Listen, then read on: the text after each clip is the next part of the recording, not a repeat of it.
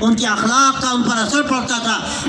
حضرت خواجہ صاحب رحمۃ اللہ علیہ کا یہ ملفوظ منقول ہے کہ اگر تمہارے راستے میں کوئی کانٹے ڈالتا ہے تم اس کے راستے میں پھول ڈالو، ہو سکتا ہے کہ تمہارے پھول ڈالنے سے وہ سوچے کہ ہم نے جس کے راستے میں کانٹے ڈالے وہ ہمارے راستے میں پھول ڈالتا ہے تو کیوں نہ ہم بھی اس کے راستے میں پھول ڈالیں اور پھر کچھ تو خوشبو مہکے گی۔ یہ ہمارا طرز زندگی ہونا چاہیے۔ اور یاد رکھیے، میں نے شروع میں آپ کے سامنے جو حدیث پڑھی، اللہ کے نبی صلی اللہ علیہ وسلم نے فرمایا الید العلیٰ خیر من الید السفلیٰ، اوپر والا ہاتھ اور دینے والا ہاتھ لینے والے ہاتھ سے بہتر ہے۔ آپ یاد رکھیے، اللہ نے آپ کو دینے کے لیے پیدا کیا، اللہ نے آپ کو زندگی کا وہ نظام دیا کہ آج وہ لوگوں کی ضرورت ہے۔ اگر آپ اپنے کردار سے وہ نمونہ پیش کرتے، آپ دینے والے ہوتے، تو شاید آج آپ کو کاسہ غذائی لے کے پھرنا نہ پڑتا۔ آپ کبھی عدالتوں کو دروازہ کھٹکھٹاتے ہیں، کبھی کسی حکومت کا جا کے در کھٹکھٹاتے ہیں اور وہاں جا کر دہائی دیتے ہیں۔ میں آپ سے صاف کہتا ہوں، اگر ہماری زندگی کا راستہ درست ہوتا،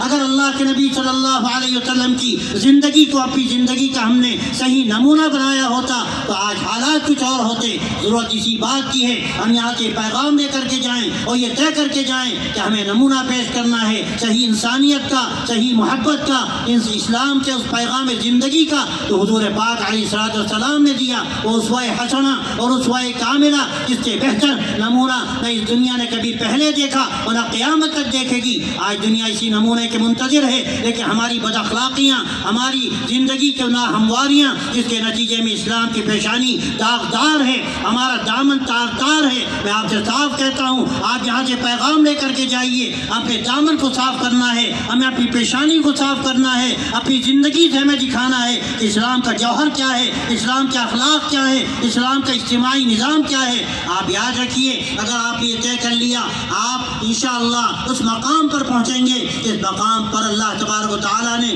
آپ کو پہلے بھی پہنچایا، اور اللہ نے آپ کے لیے یہی مقام رکھا ہے، کنتم خیر امت اخرجت للناس، تم بہترین امت ہو جس کو تمام انسانیت کے لیے برپا کیا گیا، تمام لوگوں کے لیے برپا کیا گیا۔ ہمارا کام کیا ہے؟ ہم صحیح نمونہ پیش کریں اپنی زندگی سے اور اپنے اخلاق سے۔ آج ضرورت اسی بات کی ہے، ہمارے بزرگوں نے جو کارنامے انجام دیے، ان کارناموں کا نتیجہ یہ ہے کہ آج ان کو یاد کیا جا رہا ہے۔ انہی کارناموں کا نتیجہ تھا کہ اس ملک کو انہوں نے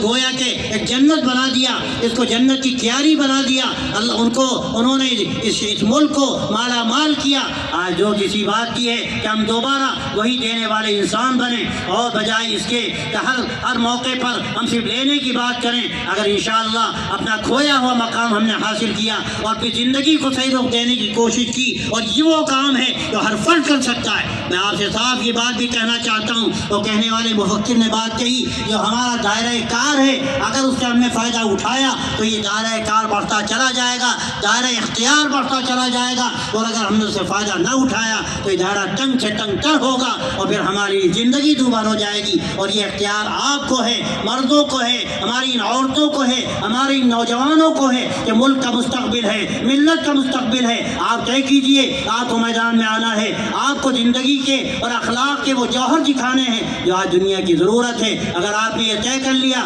انشاءاللہ ایک نیا انقلاب آپ کو نظر آئے گا، ایک نئی زندگی آپ کو نظر آئے گی، ایک نیا آسمان آپ کو نظر آئے گا، اور اس دنیا کو جو ضرورت ہے آپ اس ضرورت کے پورا کرنے والے ہوں گے۔ اللہ نے آپ کو